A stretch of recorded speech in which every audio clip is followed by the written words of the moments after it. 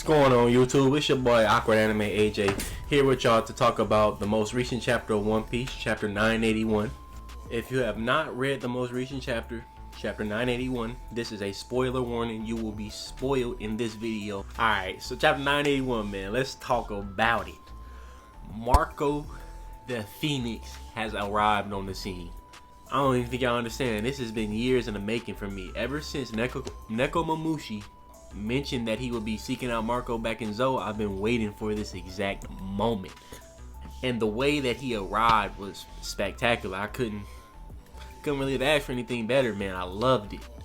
Now, I didn't love what happened to the Big Mom Pirates. They're looking kind of sorry right now, to be honest with you. But nonetheless, I liked that was Marco that did that.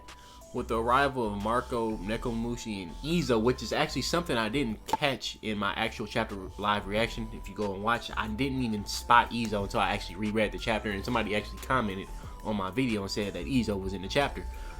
Man, this stuff is getting hype. But what I will say is, I don't actually believe that we're going to see this crew of people do anything for a long time. Based on Oda's writing style, I'm almost certain he's going to use this group to come in like a very clutch moment when somebody has their back.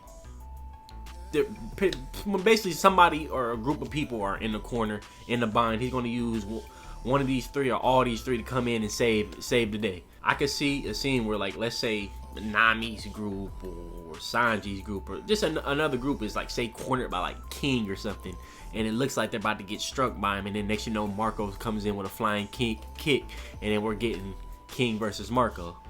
And on that point, I definitely believe that we are going to get a King versus Marco fight, and or at least clash. And let me say why.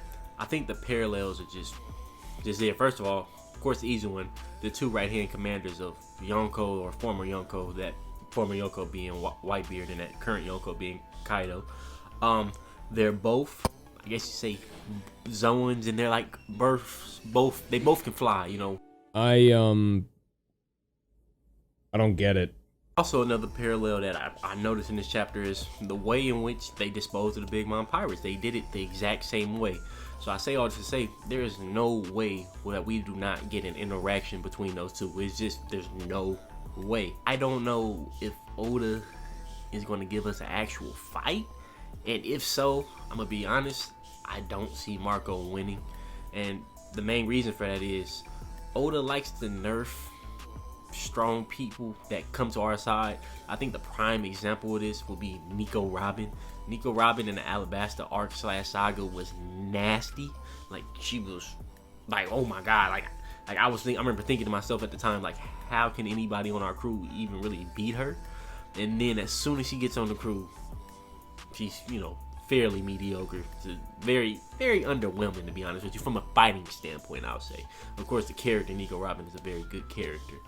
So with that being said, I think the same thing's gonna happen to Robin. And also, it kind of happened to Law too. I mean, think about how Law looked at Punk Hazard, and then by the time we got to Dressrosa, when he's fought in Doflamingo, you know, you feel like Oda could have wrote a scenario where in which Law beat Doflamingo, but of course, Luffy had to be the one to finish it at the end of the day. So Luffy won. I'm going to see the same thing happening with King. I don't see a character like Marco beating King. I think that's for a fight for maybe Zoro, Sanji, but both of them. That accolade can go to somebody else other than Marco, and I think Oda's going to write it that way. Since Marco's here, you know, Nekomushi's here, which is a big deal as well, because Nekomushi's no slouch. Don't forget, this guy was fighting Jack in 12-hour increments, which I think is a feat that people really honestly sleep on. Luffy struggled to fight Katakuri and Cracker for similar periods of time, and yet we say he's on commander level. Nekomamushi and Arashi are clearly on commander level. Another thing was that people forget that Luffy and Zou was hyping up their strength.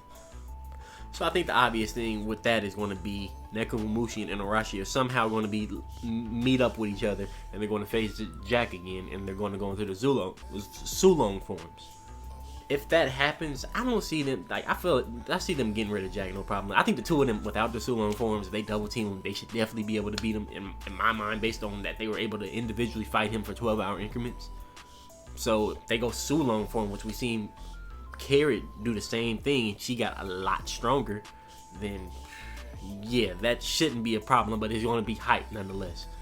The last person that we saw pulling up on us, also part of that group, is Izo. You know, I feel like Izo's kind of his importance is kind of underrated just because we've seen the least of him. You know, we only really saw him for a specific portion of the Odin flashback and at Marineford, but something's up with Izo, man. Like, I don't know what, but this guy has to have something going on. It's the fact that he hasn't came to Wano since he originally left. It's like, what's going on?